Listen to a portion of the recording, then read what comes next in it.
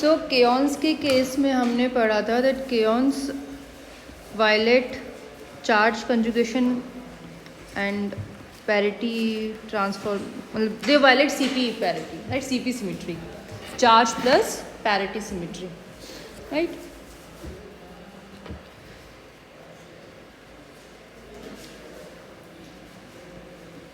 और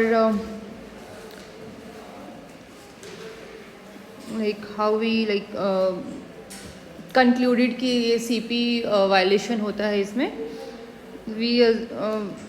we took जैसे K naught to be mixture of K on beam, फिर K not भी नहीं से लिखेंगे, हमने क्या लिया, के ऑन बीम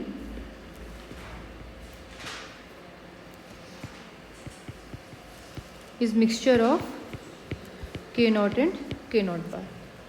दोनों पार्टिकल्स एंटी पार्टिकल्स, इनका चार्ज वगैरह सेम रहेगा बट दे रिएक्ट, और ये कह लो कि इनका इनका interaction will be different with materials, right. फिर उसके बाद क्या था कि ओके तो हमने क्या लिया दैट जो केयॉन बीम है it consists K1 and K2 beam which are linear combinations of these K0 and K0 antiparticles. K0 bar और K1 beam K2 beam is 1 upon under root 2 K0 minus K0 bar, right.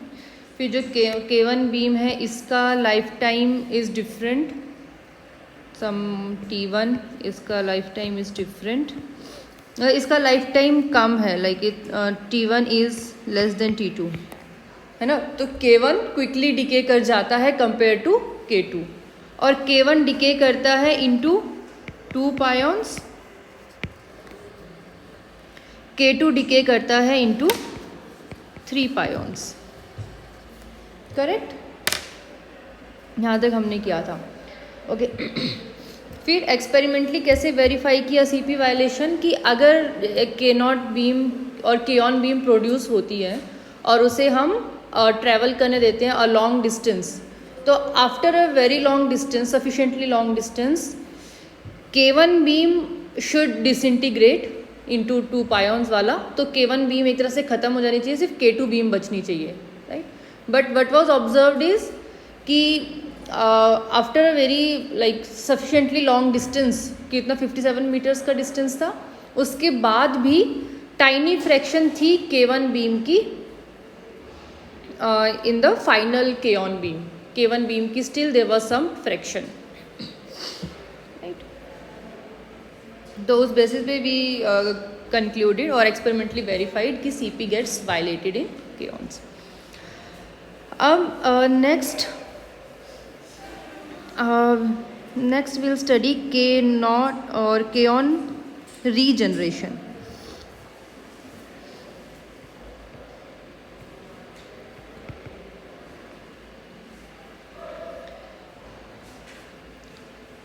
कि suppose हमारे पास K2 beam बची है, सिर्फ purely K2 beam, ठीक है.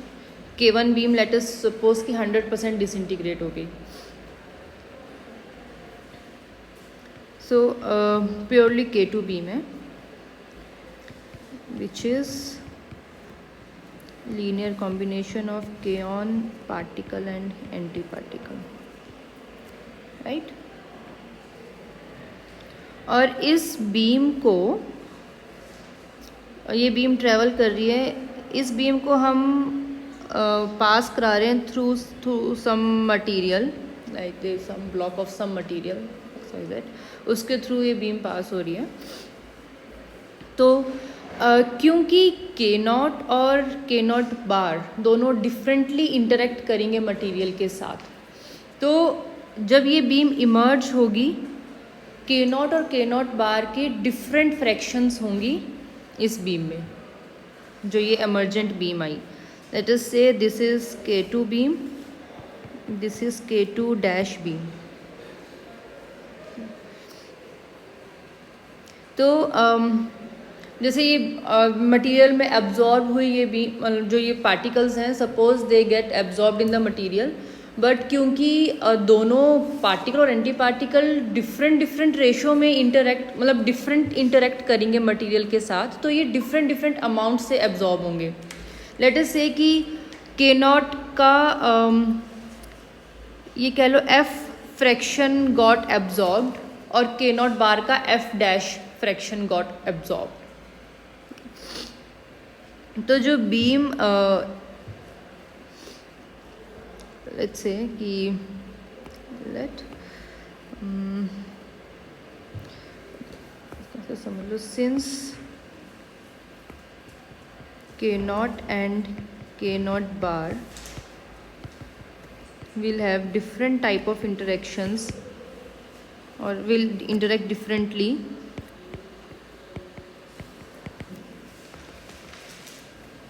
with the material,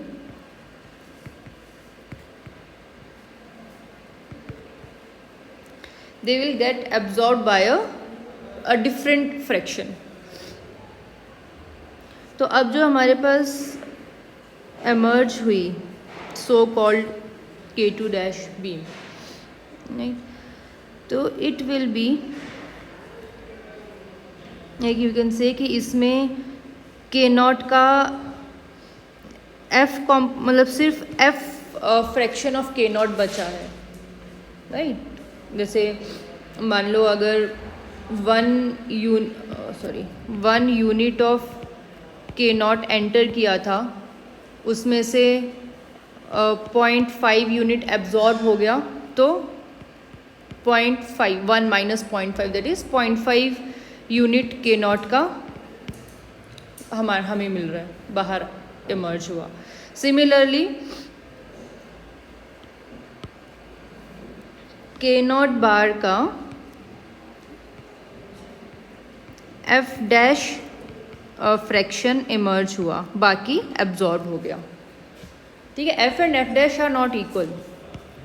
F is not equal to F dash, क्योंकि they interact differently with the material. जब ये एयर में ट्रैवल कर रहे थे, सपोज ये वैक्यूम में ट्रैवल कर रहे हैं, तो उनका इंटरेक्शन सेम है सराउंडिंग के साथ, राइट. तो ऑल द टाइम जो उनका फ्रैक्शन है K नॉट और K नॉट बार का K2 बीम में, वो फ्रैक्शन कांस्टेंट है, मतलब इक्वल फ्रैक्शन में है दोनों.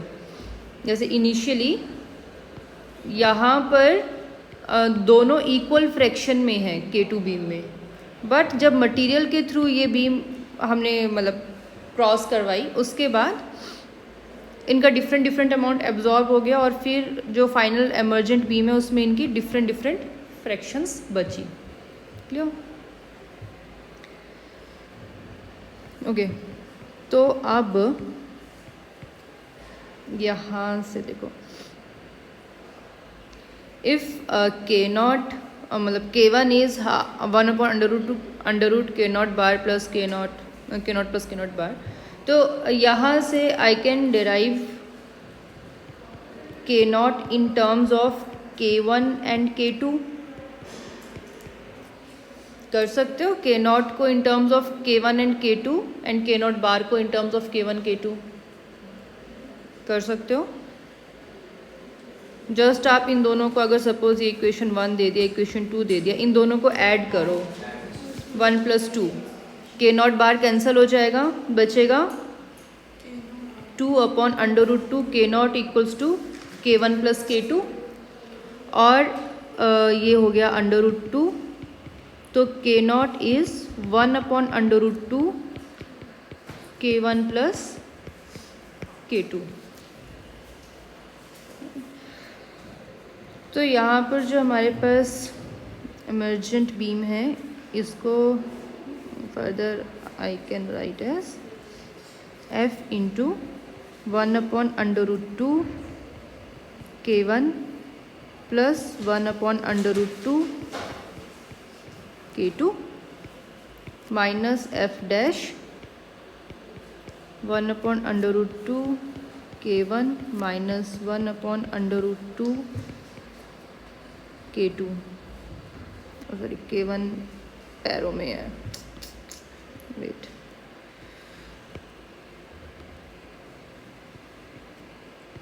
K1 K2 K1 K2, ठीक है। सब्ट्रैक्ट करेंगे तो हमारे पास K0 बार आ जाएगा।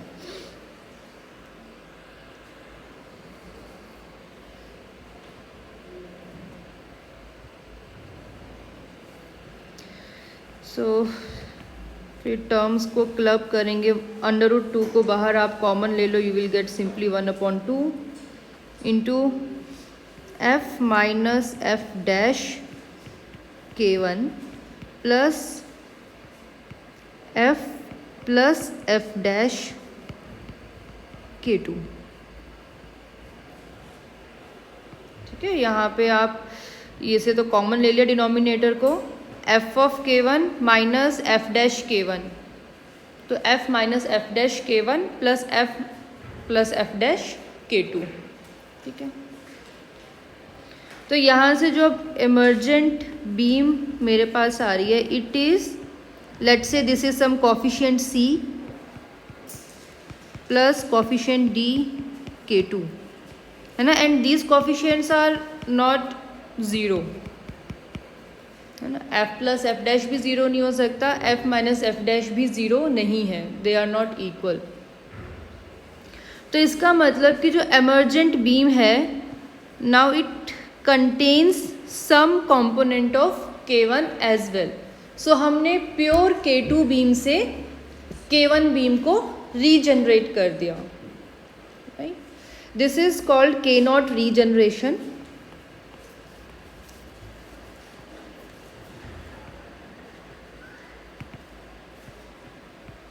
इसका डिटेल आपको इस बर्कम जॉब्स में मिल जाएगा, इसका चैप्टर 11, पता नहीं कहाँ गया, हाँ यहाँ पर है,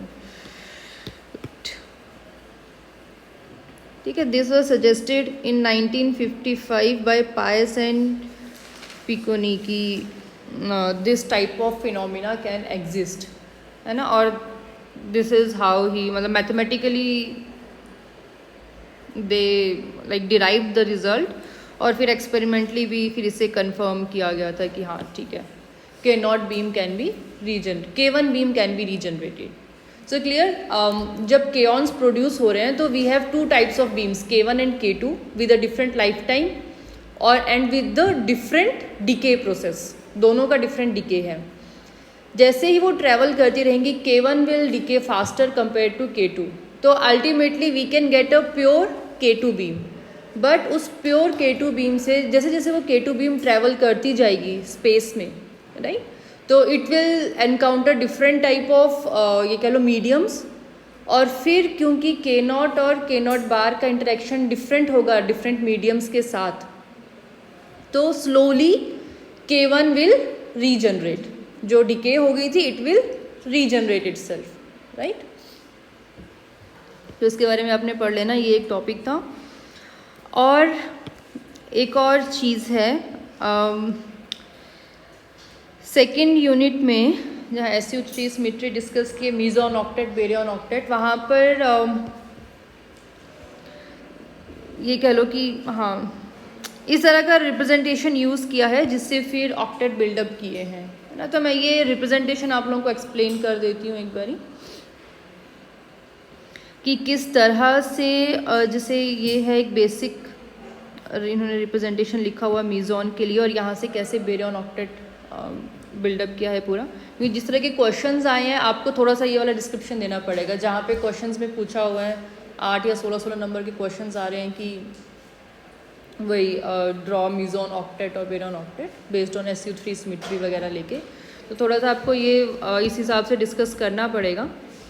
तो यहाँ पर देखो क्या है, इस नोटेशन को समझ लो किस तरह से है, फिर समझ आ जाएगा कि कैसे करना है, एटलीस्ट कॉन्फिडेंस आ जाएगा चीज़ें पढ़ने में। बाकी तो आप याद कर ही लोगे, है ना, वो तो बिना पढ़ाए भी आप लोग कर लोगे। सो यहाँ पर क्या है, QI रिप्रेजेंट्स क्वार्क्स, तो दिख रहा है ना ये चीज़ पीछे। वैसे आप लोग नहीं तो चेयर्स लेके आगे भी शिफ्ट हो सकते हैं ना, मतलब स्पेस है, पर अभी आप लोगों को भी सीट्स नहीं छोड़नी है अपनी, ओके। तो क्या है कि QI will give you quark. So ये कह लो कि Q I is UDS, up down and strange quark. जब इसके सुपरस्क्रिप्ट में है index Q raise to the power I, so that is anti quark, ठीक है, क्योंकि बेरियन नंबर -1/3 है तो it is anti quark. Quark के लिए बेरियन चार्ज इज 1/3, तो QI is U bar D bar S bar, ठीक है। तो जो मीज़ोन है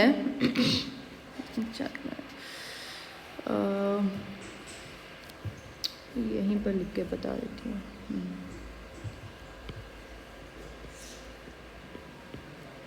मीज़ोन is made up of quark and anti quark, right. So एक होगा क्वार्क QI, दूसरा anti quark QJ, QI QJ। So this QI QJ,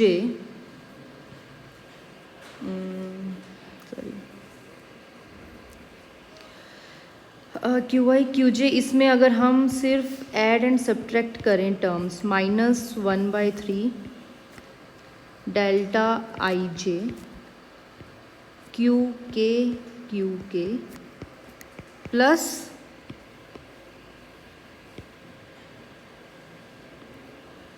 (1/3) delta IJ QK। ये just add and subtract करिए एक टर्म, ठीक है। तो यहाँ से रुको मत,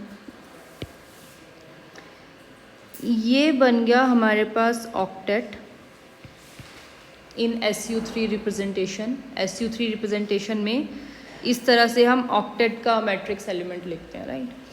और ये वाला टर्म रिप्रेजेंट्स अ सिंगलेट, ठीक है। सिर्फ टर्म्स को अरेंज रीअरेंज किया है, ठीक।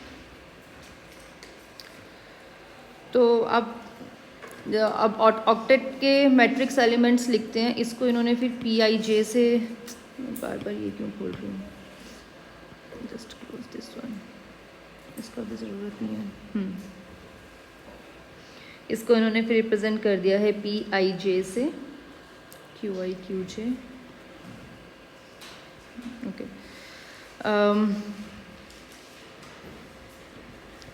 PIJ, और जस्ट यहाँ पर इंडिसेस अपोजिट लिए हैं इन्होंने, दैट वोंट मैटर, है ना। QI QJ, एक अप एक डाउन इंडिस हमें लेना है, बेसिकली क्वार्क और एंटी क्वार्क को मल्टीप्लाई करना है, एज सिंपल एज दैट।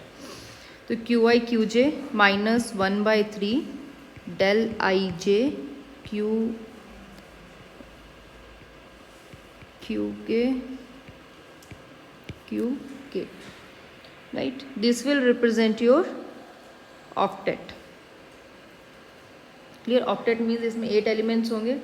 तो यहाँ पर ये इसको ऐसे ले लो, मल्टीप्लाई 3 × 3 बार, एंटी पार्टिकल है तो वो 3 बार से हम उसे रिप्रेजेंट करेंगे, है ना। SU3 सिमेट्री में 3 एलिमेंट स्टेट है, अगर 3 कंपोनेंट स्टेट है तो we represent it with 3। Anti particle state को 3 बार से रिप्रेजेंट करते हैं। तो यहाँ पे हम एक हमारे पास पार्टिकल है, एक एंटी पार्टिकल, और 3 कंपोनेंट पार्टिकल है, 3 कंपोनेंट एंटी पार्टिकल। तो 3 × 3 bar is equal to octet 8 plus singlet 1, right. ये चीज़ हमने करी है, but in a different way. It just क्योंकि अब इस तरह से एक्सपेक्टेड है कि आपसे आंसर एक्सपेक्ट किया जाएगा, तो इसलिए जस्ट ओके। तो अब ये हमारे पास आ गया ऑक्टेट के लिए मैट्रिक्स एलिमेंट। ये अब हम फाइंड आउट करते हैं, है ना। और ये अभी हम बहुत ही बड़ा हो गया।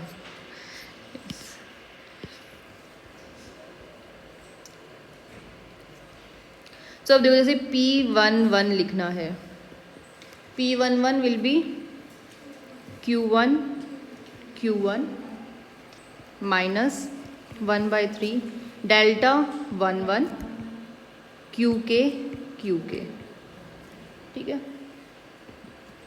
Q1 is U bar U minus 1/3, del 1 1 is 1। अब Q के है ना, तो इसका मतलब कि जब रिपीटेड इंडिसेस होते हैं तो हम उसके ऊपर एडअप करते हैं। K की वैल्यूज़ क्या होंगी, नॉट ज़ीरो, K की वैल्यूज़ होंगी 2 and 3, क्योंकि यहाँ पे आई जे हमने इसे सेम ले लिया, तो हमें जो रिमेनिंग है वो लेना है फिर यहाँ पे 1 और 1, हाँ ठीक है। तो ये बन जाएगा D बार D प्लस S बार S।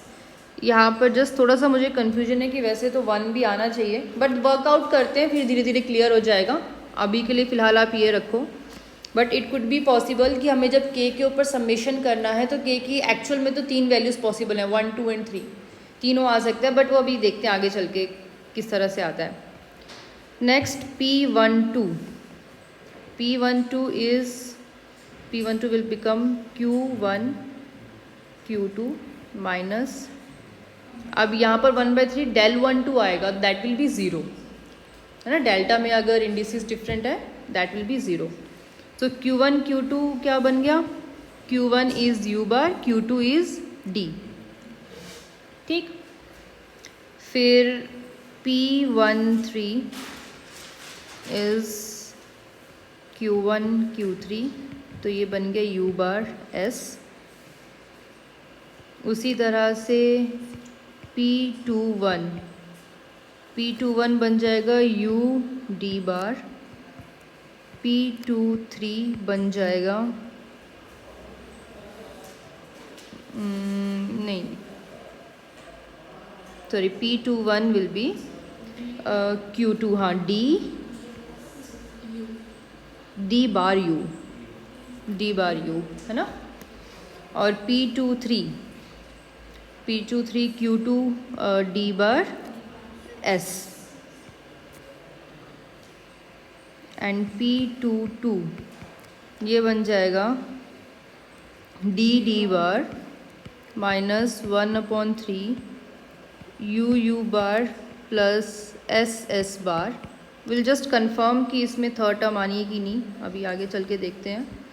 पूरा ये मैंने भी वर्कआउट नहीं किया है इसका, जस्ट आप लोगों के साथ ही कर रही हूँ यहाँ पर। फिर P31 will become S bar U, P32 will become S bar D and P33 will become SS bar minus 1/3 U bar and DD bar, right. तो हमारे पास जो P मैट्रिक्स है, ऑक्टेट है, उसके एलिमेंट्स क्या क्या बन गए इसके हिसाब से 1 and 1 P11 P12 P12, ठीक है। ये बने U बार माइनस 1/3 DD बार प्लस SS बार DU बार SU बार। फिर 2 के केस में UD बार SD बार SD बार, और ये वाला DD bar minus 1/3 and third one is US bar DS bar and SS bar minus 1/3 whatever, ठीक है। इस तरह से हमारे ऑक्टेट के एलिमेंट्स बन गए। इसको एक बार चेक कर लेते हैं, यहाँ पर इनके पास क्या एलिमेंट्स आ रहे हैं। ओके अच्छा, ये ऑक्टेट ये बना ना, एक सेकेंड, मिज़ोन वाला टेबल खोलो और बताओ उसमें से कि u bar d is which element.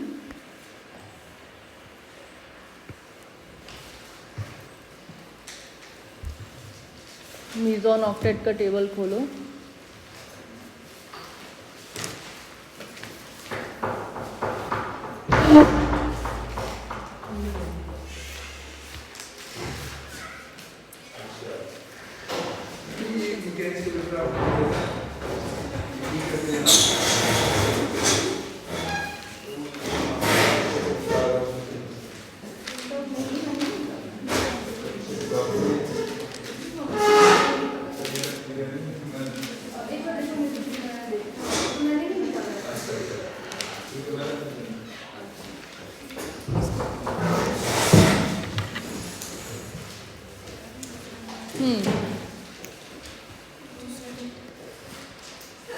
हाँ देखा आपने, u बार d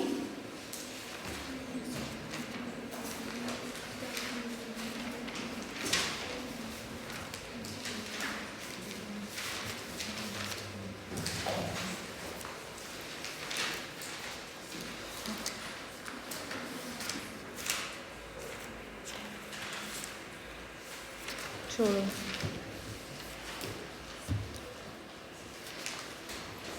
सहारे रहे ना अगर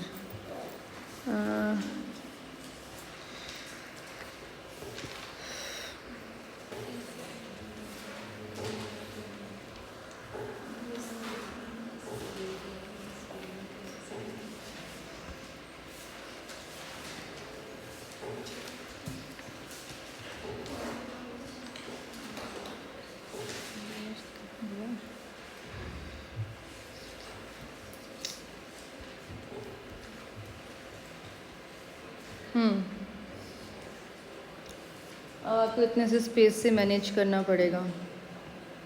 तो D you bar is pi minus और एस यू बार इज के minus U D bar is in that case u d bar pi plus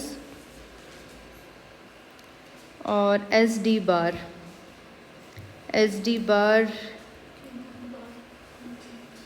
अच्छा एस डी बार ये है के not bar D S bar के नॉट यू एस बार कहाँ गया, ये वाला होगा के प्लस और फिर यू बार को इन्होंने खैर पाई नॉट लिखा है यहाँ पे और डी बार अगर हम इस वाली टर्म को फ़िलहाल के लिए छोड़ें तो ये बना कितना डी बार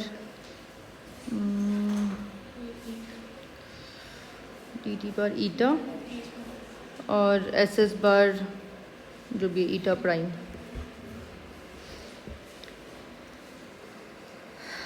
ठीक है, ये आ रहा है हमारे पास मिज़ोन ऑक्टेट यहाँ पर।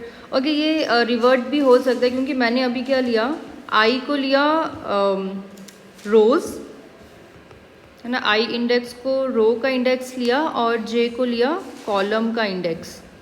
अपोजिट करेंगे तो फिर अपोजिट आएगा, राइट। तो उस हिसाब से ये तो ठीक है, पाई प्लस के प्लस पाई माइनस के माइनस पाई प्लस के प्लस पाई माइनस के माइनस और वही के प्लस के नॉट के माइनस के नॉट बार के प्लस के नॉट के माइनस के नॉट बार। ये ठीक है, जस्ट ये कि आई वो रोज और कॉलम्स आपको इंटरचेंज करने हैं। अब आते हैं डायगोनल एलिमेंट्स पे।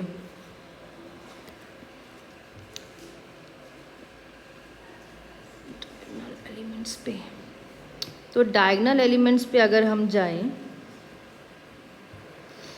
इन्होंने क्या किया है, इन्होंने combination of pi not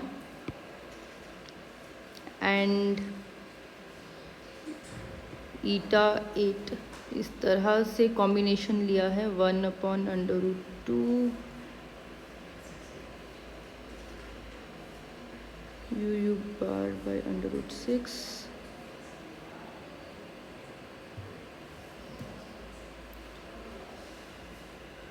p11 minus p12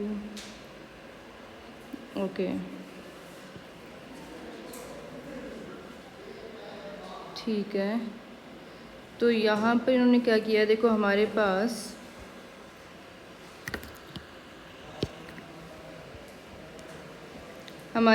p11 आया था u bar -1/3 dd bar plus ss bar and p22 आया था dd बार -1/3 u बार प्लस ss बार। अब अगर मैं p11 माइनस p22 करूँ तो क्या बनेगा, u बार 1 + 1/3 दैट इज़ 2/3 है ना, 2/3 u बार माइनस 2/3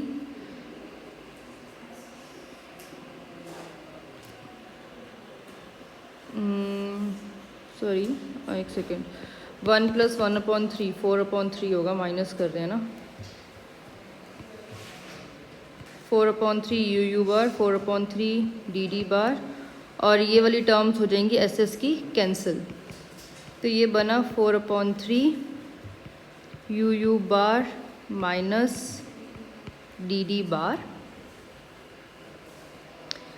तो इन्होंने क्या किया है, this divided by √2 is equal to u bar minus dd bar √2। इसको जस्ट ठीक है पाई नॉट डिफाइन किया है, u bar minus dd bar upon √2 को इन्होंने पाई नॉट डिफाइन किया है।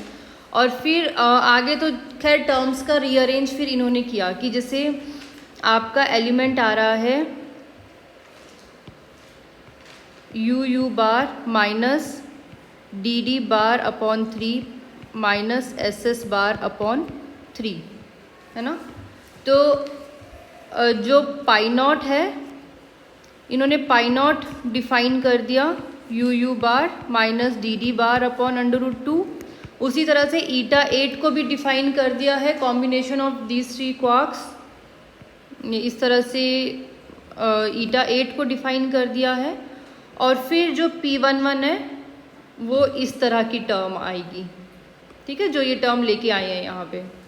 एक्चुअल में आपको ये लिखना पड़ सकता है एग्ज़ाम में ना, जैसे जस्ट रैशनल एक्सप्लेन कर रही हूँ आपको कि कैसे आया, क्योंकि जो आपकी डायगोनल स्टेट्स हैं वो एक तरह से लीनियर कॉम्बिनेशन ऑफ वही है u बार dd बार ss बार, राइट।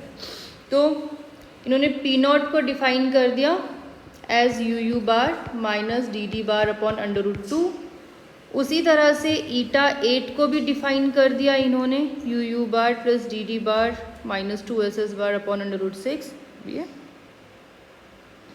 और फिर जो हमारे पास p11 आया था उसको लीनियर कॉम्बिनेशन इन दोनों का बना के, कि जैसे अगर आप देखो लीनियर कॉम्बिनेशन अगर हम लें इसका ना, सॉरी इन दोनों को ऐड करें अगर हम जिस तरह से इन्होंने किया 1/√6 ईटा 8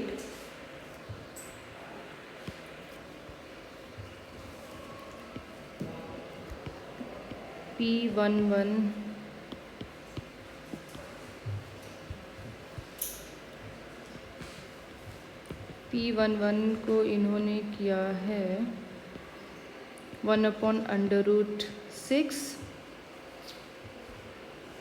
ईटा 8 and eta 8 is further 1/√6 u bar plus dd bar minus 2 ss bar, ठीक है। This is eta 8 plus 1/√2 pi naught plus 1/√2 pi naught को लिया है u bar minus D D bar upon √2। तो ये बन गया 1/6 U U bar plus D D bar minus 2 S S bar plus 1/2 U U bar minus D D bar is equal to, इसको add करेंगे 1/6 plus 1/2 कितना होगा, 6 common ले लिया, 4/6, 4 नहीं, हाँ 4/6, 6 will be your LCM, 1 plus 2 3 is 6, 4/6 UU bar plus 2/6 DD bar minus 1/3 SS bar minus 1/3 SS bar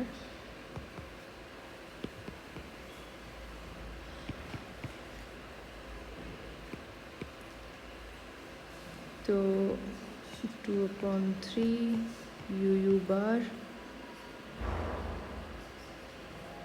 plus 1/3 यहाँ पर माइनस आएगा, जो इसे माइनस करेंगे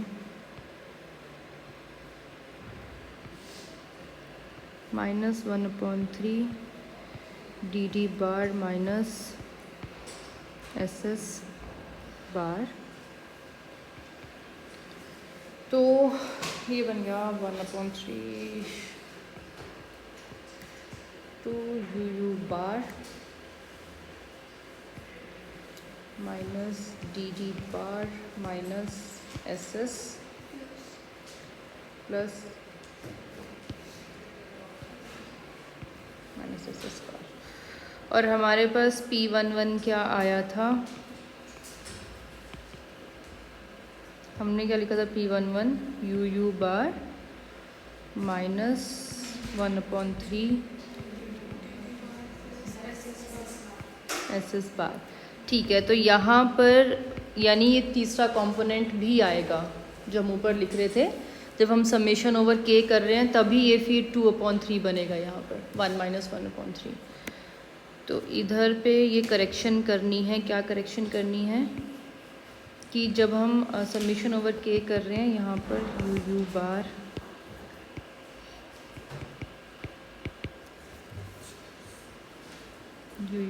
डी डी बार, सो जो इसमें समेशन ओवर के आता है, ये समेशन ओवर के, यहाँ पे आपको के 1 2 3 तीनों लेने हैं, है ना। यहाँ पर ऐसा नहीं है कि कोई एक नहीं लेना है, यही कन्फ्यूजन था मुझे एनीवेज।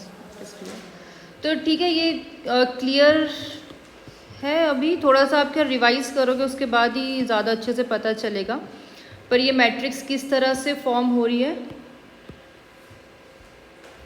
थोड़ा सा आइडिया लगा? गुड, थोड़ा सा ही काफ़ी है, उससे ज़्यादा प्रैक्टिस करोगे तब लगेगा। ठीक, उसी तरह से अब जब हमें बेरियॉन्स के लिए जाना है तो बेरियॉन्स इज 3 क्वार्क्स, है ना। तो कुछ इस तरह का आएगा, QI QJ QK, ठीक है, इस तरह की टर्म आएगी।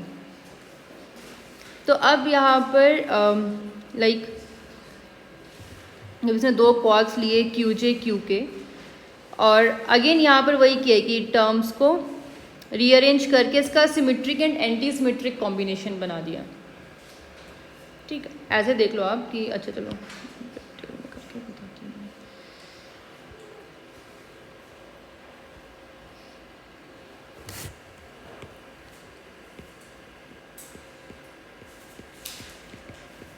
ये क्यों ले लिया, वाइट कलर ज़्यादा बेटर था।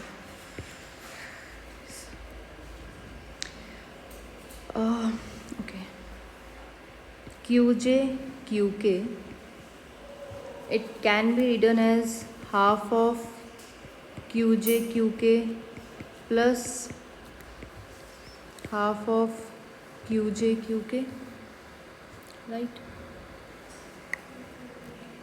अब इसमें हम माइनस करेंगे, प्लस माइनस कर देंगे दिस हाफ ऑफ क्यू के क्यू जे, कर सकते हैं प्लस माइनस, राइट। ऐड भी करना है, सब्ट्रैक्ट भी करना है, तो ये बन गया half of Q J Q के प्लस क्यू के क्यू जे, प्लस इसको और यहाँ से प्लस वाला उठाया जब हमने, और ये सेकेंड क्यू जे क्यू के माइनस क्यू के क्यू जे, ठीक है।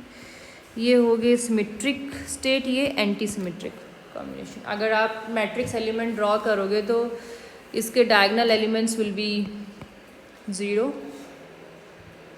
ठीक है, बिकॉज डायगोनल एलिमेंट्स में क्या होगा, जे एंड के विल बी इक्वल। मान लो 1 1 लिया, 1 1 लिया, सब्ट्रैक्ट 0 हो जाएगा, राइट। और नॉन डायगोनल एलिमेंट्स फिर में नेगेटिव साइन का डिफरेंस होगा। So this will be an anti symmetric matrix, this will be a symmetric matrix, ठीक है। तो इसलिए इसको लिख दिया एस जे के एंड ए जे के, राइट।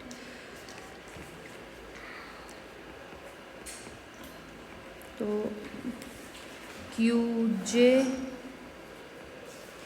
क्यू के को लिख दिया हाफ ऑफ 1/√2 एस जे के प्लस ए जे के, a linear combination of symmetric and anti symmetric matrices. यहाँ पे इन्होंने एस को डिफाइन किया है 1/√2 क्यू जे क्यू के करके, तो वो सब चीज़ें फिर इनका एक मैथमेटिकल ट्रिक्स हैं, एक चीज़ों को थोड़ा नॉर्मलाइज रखने के लिए, है ना, और एक कंसिस्टेंसी से रखने के लिए इन्होंने एस को 1/√2 करके डिफाइन कर दिया। तो ये आ गया क्यू जे क्यू के, क्लियर। अब उसके बाद ये जो एंटी सिमेट्रिक मैट्रिक्स है, if suppose we define a tensor Ti,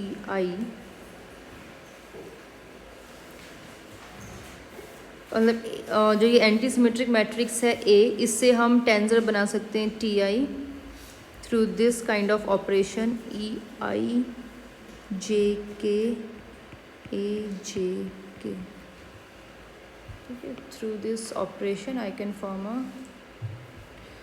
another matrix.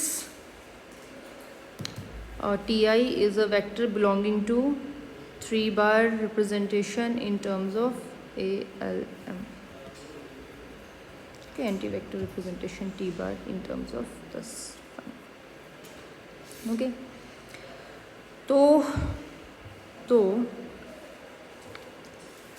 AJK is your half of epsilon IJK Ti, और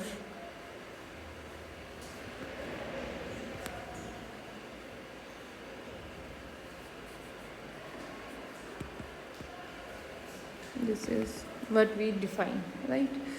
तो यहाँ से A J K will be half of epsilon I J K, इसको हम बोलते हैं वही कहते हैं लेवी-सीटिया सिंबल, समथिंग इस तरह से रहता है। बट एनीवेज ये टेंसर्स की मतलब टेंसर्स प्रॉपर्टी है, सो वहाँ से you get this kind of result. ये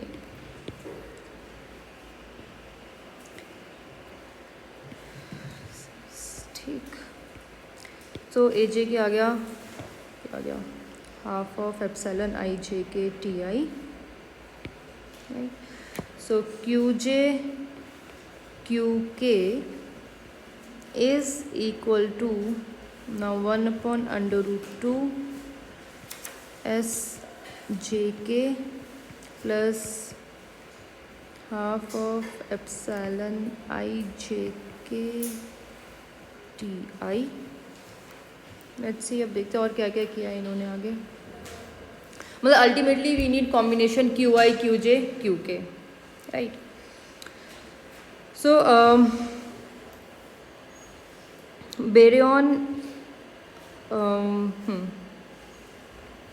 बेरियन के लिए what they have done is they have taken product of this TI matrix with some QJ operator with QJ. So see TI QJ again इसको उसी तरह से add subtract करके terms -1/3 del IJ TK QK plus 1/3 del IJ TK QK correct. Anyways ये करके लिख दिया। तो ये जो term I again this is octet SU3 symmetry में, तो ये बन गया बेरियन ऑक्टेट और ये बन गया सिंगलेट। ठीक है,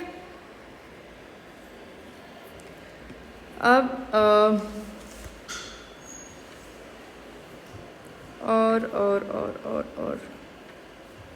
और SIJ-QK जैसे यहाँ पर फिर उन्होंने फर्दर क्या किया, SIJ-QK किया है। SIJ में ऑलरेडी यू हैव 2 क्वार्क्स, तो ये फिर आपको डीक्यूपलेट दे देंगे फर्दर, जो भी अगेन वही अब टर्म्स का रीअरेंजमेंट है। मुझे भरोसा है आप लोग कर लोगे खुद से, है ना, मैं करवा नहीं रही। एनीवेज मैंने इसी स्टेप्स ही एक्सप्लेन करने हैं, तो इनको फिर आप खुद से करना। इतना सा बता दिया मैंने, काफ़ी है इतना सा। तो उस हिसाब से जब आप ऐसे डिटेल में लिखोगे ना, जैसे TIJ ये ऑक्टेट रिप्रेजेंटेशन है, यहाँ पर आपको अब जस्ट इसके कंपोनेंट्स लिखने हैं, है ना। TIJ इन टर्म्स ऑफ वही AJ के, राइट, वो लिखो। फिर उसके कंपोनेंट्स आप लिखोगे तो यू विल गेट वही सारे कॉम्बिनेशंस जो बेरियन ऑक्टेट में कॉम्बिनेशंस आते हैं, UD वगैरह वगैरह। तो ये चीज़ अब वर्कआउट करना, इतना सा मैंने बता दिया, उसके आगे देखेंगे अभी बाद में। आप ही लोग करेंगे इसे यहाँ पे, और फिर उस टाइम पे डिस्कशन भी हो जाएगा, जो डाउट्स होंगे वो क्लियर हो जाएंगे। ठीक, इतना सा इनफ है। तो जितना मैंने करवाना था, जो चीज़ें समझानी थी, ऑलमोस्ट वो डन है। इसके अलावा ज़्यादा कुछ समझाने वाली चीज़ें नहीं हैं। कुछ हैं टॉपिक्स आपके कोर्स में वही जो पूछे हुए क्वेश्चंस, कुछ ऐसे जिन पे पढ़ाना इज़ टाइम वेस्ट करना ही, ना वो आपको ज़्यादा अच्छे से समझ आने वाले हैं, ना ज़्यादा अच्छे से मैं उनको पढ़ा सकती हूँ आप लोगों को फ़िलहाल। ठीक है, तो इसलिए अगर कोई ऐसा क्वेश्चन आएगा तो वो आप लोगों ने कोई एक आध टॉपिक होगा कोई सिर्फ, जैसे अगर मैं क्वेश्चन पेपर्स निकालूँ यहाँ पे, ये तो इरिड्यूसिबल रिप्रेजेंटेशन ऑफ SU3, ये जो हमने मैट्रिक्स एलिमेंट डिस्कस किए ना अभी ऑक्टेट और सिंगलेट के लिए, यही है इसके इरिड्यूसिबल रिप्रेजेंटेशंस। ठीक है, तो ये तो आपने वही रियाजुद्दीन पे देख भी लेना है, छोटा सा एक आर्टिकल है, यही रिप्रेजेंटेशन इरिड्यूसिबल रिप्रेजेंटेशंस है, तो इन्हीं को लिखना है और थोड़ा सा डिस्कस करना है इनके बारे में, तो ये तो हो जाएगा। और बाकी क्वेश्चंस तो ऑलमोस्ट कवर हैं, ये तो पढ़ लेना आप लोग खुद ही। इसमें शायद स्कैटरिंग एम्पलीट्यूड देना होगा, इलेक्ट्रॉन इलेक्ट्रॉन स्कैटरिंग और न्यूक्लियन न्यूक्लियन स्कैटरिंग, ये क्वांटम में भी आप लोगों ने करी होगी स्कैटरिंग, तो वैसे ही एक्सप्रेशंस होंगे, जस्ट न्यूक्लियन न्यूक्लियन और इलेक्ट्रॉन इलेक्ट्रॉन के लिए देना है। एक दो चीज़ें होंगी तो देखते हैं अभी करवाने के लिए आगे। पर अच्छा 2-3 क्वेश्चंस इसमें कुछ इस तरह के थे, क्वेश्चंस कहाँ गए बाकी?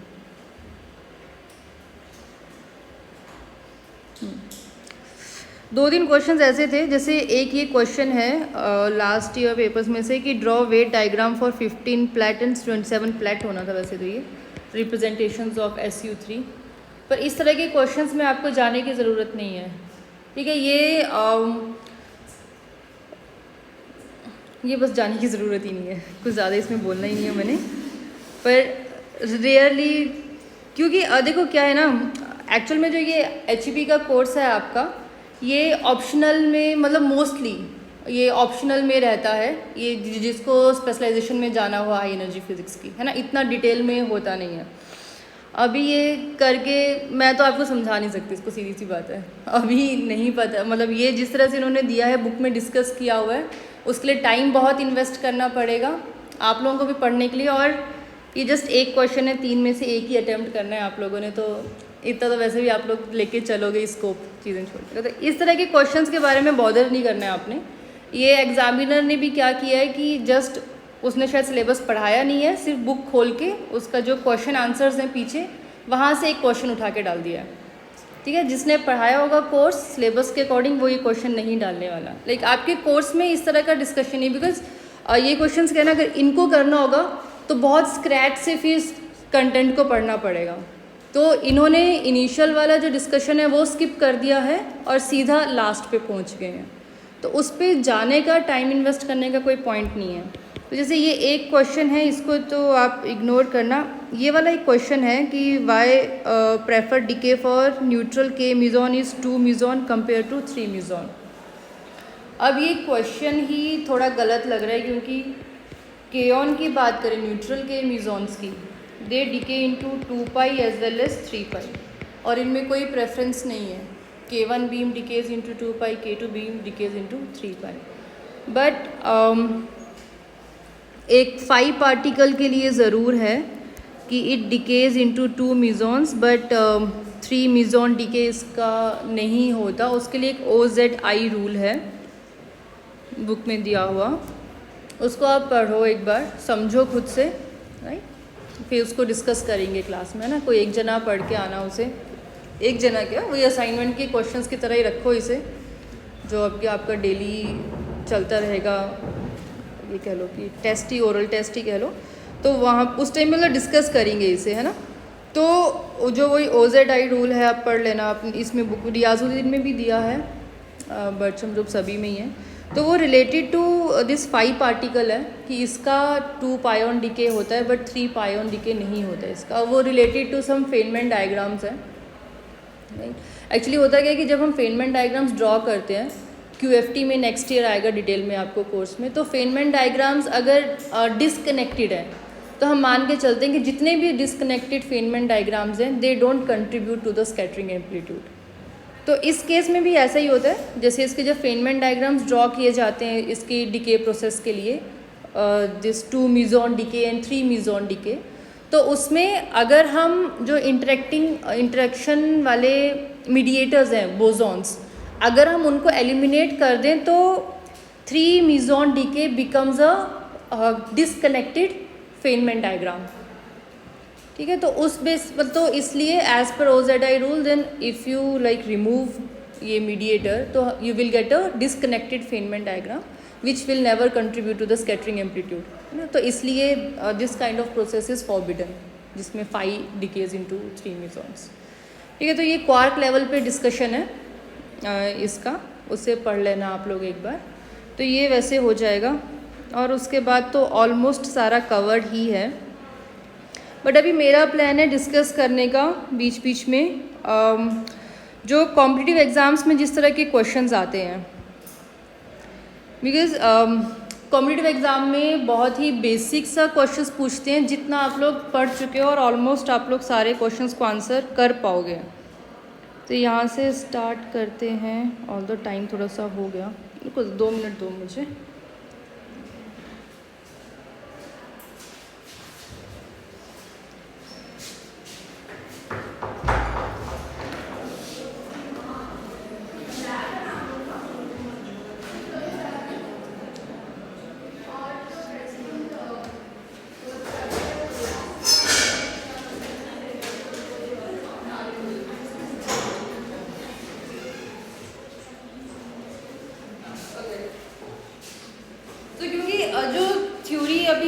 जो थोड़ा बहुत करवाने के लिए बचा है उसका एक्चुअल में रेलेवेंस बहुत कम है। अगर आपने आगे एंट्रेंस भी क्लियर करने, कुछ भी करना है, जो बेसिक पार्टिकल फिजिक्स था वो हम सारा पढ़ चुके हैं ना, जिसके बेसिस पे क्वेश्चंस वगैरह आएंगे। तो चलो इस क्वेश्चन को फ़िलहाल छोड़ो। अभी जैसे देखो ये क्वेश्चन आया है कि which one of the following 3 quarks denoted by X, following 3 quark state, this is a 3 quark state यानी बेरियन है, denoted by X can not be a possible baryon.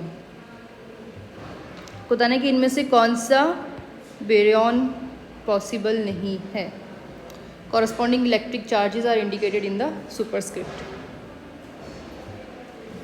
तो समवेयर जब इन्होंने इलेक्ट्रिक चार्जेस को specifically indicate किया, it means कि उन्हीं में कहीं ना कहीं इसका आंसर होगा, है ना। कैन यू थिंक कि इसको हम कैसे सॉल्व कर सकते हैं? बेरियन के बारे में आपके पास सिर्फ एक इन्फॉर्मेशन है, उसका चार्ज। तो यानी समवेयर चार्ज के बेसिस पे आपको एलिमिनेट करना है कि कौन सा पॉसिबल है कौन सा नहीं। क्वार्क के चार्जेस आपको पता है क्या क्या होते हैं, राइट? तो just try to figure out कि कौन सा यहाँ पर कॉम्बिनेशन पॉसिबल है कौन सा नहीं है ना। और भी हैं क्वेश्चंस लाइक, फिर मैं इसको डिस्कस मैं आपको थोड़ा सा बता देती हूँ। अच्छा, अब जैसे अब देखो नेक्स्ट क्वेश्चन है, which of the following is a fermion. मैं ये क्वेश्चन बैंक शेयर कर दूँगी आप लोगों के साथ, आप लोग फिर घर पे प्रैक्टिस करना, तो कल डिस्कस कर लेंगे, है ना। पर जस्ट एक आइडिया सा दे दूँ क्वेश्चंस में, विच of the following is a fermion. तो फर्मियन की क्या प्रॉपर्टी होती है? स्पिन हाफ पार्टिकल्स, है ना। तो आपको बस यही देखना है कि इसमें स्पिन हाफ कौन होगा? Hydrogen atom. कैसे? एटम की बात कर रहे हैं। देखो इसको फर्मियन होने के लिए ऑड नंबर ऑफ न्यूक्लियॉन्स चाहिए, क्योंकि सारे न्यूक्लियॉन्स स्पिन हाफ है, न्यूट्रॉन भी स्पिन हाफ है, प्रोटॉन भी स्पिन हाफ है। तो जहाँ पे ऑड नंबर ऑफ न्यूक्लियॉन्स होंगे वो फर्मियन होगा, क्योंकि टोटल एडअप करके you will get some integer 1/2 आएगा, है ना। और अगर इवन होंगे तो फिर 1/2 पेयर में एडअप होके +1 या 0 ही देगा। तो उस हिसाब से अल्फ़ा पार्टिकल है हीलियम 2-4, हाइड्रोजन है 1-2, ड्यूट्रॉन भी कितना होता है 1-1, हाँ 1-1 होता है। हाँ ड्यूट्रॉन होगा। इसमें ये भी तो हो सकता है 4b7, 4 प्रोटॉन्स एंड 7, है ना, ये भी हो सकता है। सो ठीक है, देखना इसका। मेरे ख्याल से दोनों, कई बार होता है ना कि अच्छा इसका तो आंसर सिर्फ बी है, बट कई बार दो आंसर्स भी पॉसिबल होते हैं, तो it could B right. But इसके लिए वही है कि ऑड फॉर्म्यून्स होने चाहिए। ओके, नेक्स्ट है ये transition in the beta decay process. The transition this is, अब ये बोला allowed by Fermi and Gamow Teller selection rule and all. तो क्या होता है कि जो ये Fermi and Gamow Teller selection है जीटी, इस प्रोसेस के लिए एक तो there should be no change in parity, दोनों प्रोसेसेस के लिए, है ना। और क्या होता है कि जो फर्मी ट्रांजिशन है उसके लिए del J, change in this angular momentum और न्यूक्लियर स्पिन जो भी हम बोलते हैं, इट शुड बी 0। और गैमा टेलर के लिए डेल जे शुड बी ±1। तो उसके बेसिस पे डायरेक्ट आप आंसर कर सकते हो कि क्या होगा, राइट। इट इज़ अलाउड, अब यहाँ पर डेल जे +1 है और पैरिटी में चेंज नहीं है, तो it is allowed by GT. Allowed by कौन सा वाला ऑप्शन होगा? हाँ ये वाला C, allowed by, not allowed by Fermi but allowed by GT selection rule. ठीक है, इस तरह के बेसिक से क्वेश्चन है। आप देखो क्वेश्चन है isospin and baryon number of up quark बताना है। कितना होगा क्वार्क का बेरियन नंबर? 1/3। और आइसोस्पिन?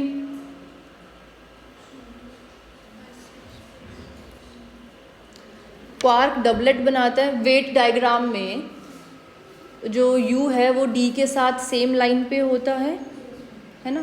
तो यानी U और D आइसोस्पिन डबलेट बना रहे हैं। अगर डबलेट बना रहे हैं तो U का आइसोस्पिन होगा हाफ, ठीक, और UD के लिए वैल्यूज़ होंगी +½ एंड -½ क्लियर। तो जस्ट वो वेट डायग्राम में याद रखो, UDS करके होता है, तो U के लिए फिर हाफ होना चाहिए, है ना, ½ एंड 1/3। हाँ डी ऑप्शन है करेक्ट। अब सिंपल देखो, अब ये क्वेश्चन आया है कि एक डिके प्रोसेस है, बताना है कि ये कौन सा रूल वायलेट कर रही है, baryon number conservation, lepton number या आइसोस्पिन कंजर्वेशन। बताओ ज़रा, बेरियन नंबर कंजर्वेशन वायलेट कर रही है?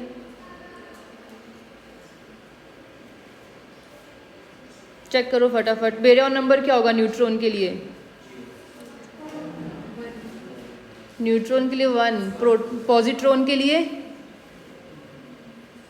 पॉजिट्रॉन नहीं सॉरी प्रोटॉन है, प्रोटॉन के लिए 1, नहीं वायलेट हो रहा। लेप्टॉन नंबर इनके लिए 0, lepton number 0 0 1 and -1, again violate नहीं हो रहा।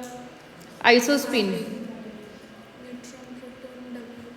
न्यूट्रॉन के लिए हाफ, प्रोटॉन के लिए हाफ, इलेक्ट्रॉन और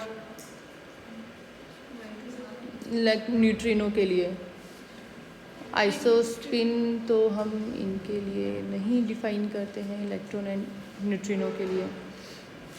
इसमें एक चीज़ हो सकती है कि मे भी इन्होंने थर्ड कंपोनेंट ऑफ आइसोस्पिन दिया हो, या फिर यहाँ पर ये एग्जैक्ट क्वेश्चन पेपर से नहीं है, एक साइट से उतारे हैं मैंने क्वेश्चंस।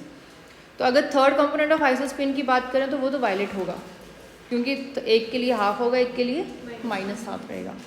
पर अगर हम आइसोस्पिन की बात कर रहे हैं तो न्यूट्रॉन प्रोटॉन के लिए आइसोस्पिन तो सेम है, और आइसोस्पिन हम लेप्टॉन्स में नहीं डिफाइन करते हैं, है ना। आइसोस्पिन सिर्फ हेड्रॉन्स में डिफाइन होता है। तो उस हिसाब से तो ये तीनों के तीनों को सेटिस्फाई कर रहा है। तो it could be the third component of isospin then I3, ठीक है, जो कि यहाँ पर वायलेट हो रहा है। फिर उसके बाद हाँ, अच्छा अब देखो ये क्वेश्चन है, which one is the correct statement. Neutron interacts through electromagnetic interaction, true और false. Neutron interacts through electromagnetic interaction, और ये क्वेश्चन आंसर नहीं कर पाए ना आप लोग, तो हाथ खड़े करवा के खड़ा करूँगी मैं क्लास में।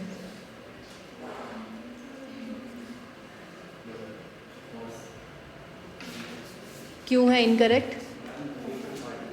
Neutron is a neutral particle, तो इलेक्ट्रोमैग्नेटिक इंटरेक्शन तो नहीं कर सकता। Electron doesn't interact through weak interaction, true और फॉल्स? ये वाले तो फॉल्स है। Electron does not interact through weak interaction. अरे भाई लेप्टॉन है, लेप्टॉन करता ही वीक इंटरेक्शन है, जहाँ पर लेप्टॉन है वहाँ पर वीक इंटरेक्शन है। Neutrino interacts through weak and electromagnetic interactions.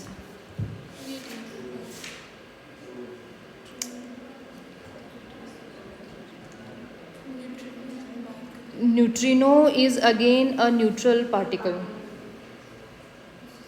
तो वो इलेक्ट्रोमैग्नेटिक इंटरेक्शन कैसे शो करेगा? Quark interacts through strong interaction but not through weak interactions.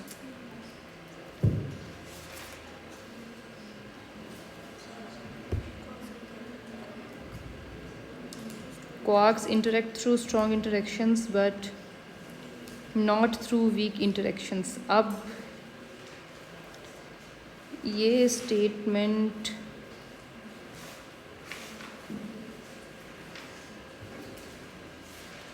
Neutrino is neutral does not interact through weak interaction. Again यार इसमें तो कुछ किसी वर्ड का गलत किया, या तो यहाँ पर इनको कहीं पर नॉट देना था, बिकॉज अब भी क्वार्क की अगर हम बात करें ना, क्वार्क तो जो इंटरचेंज करते हैं, जैसे एक क्वार्क से दूसरे क्वार्क में डब्ल्यू बोसोन उसमें इन्वॉल्व होता है, तो दे एक्चुअल में they undergo transformation through weak interactions. अगर हेड्रॉन्स होता, नहीं हेड्रॉन्स भी they undergo weak interactions, they interact through strong interaction. Anyways पढ़ना इसके बारे में ऑल द चीज़, या तो इस क्वेश्चन में फिर कुछ गड़बड़ हो सकता है। ये कि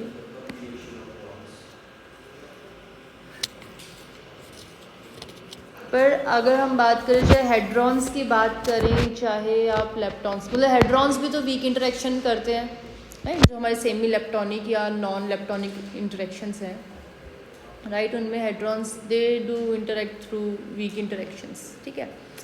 तो इसलिए ये वाला तो पॉइंट नहीं हो सकता, या तो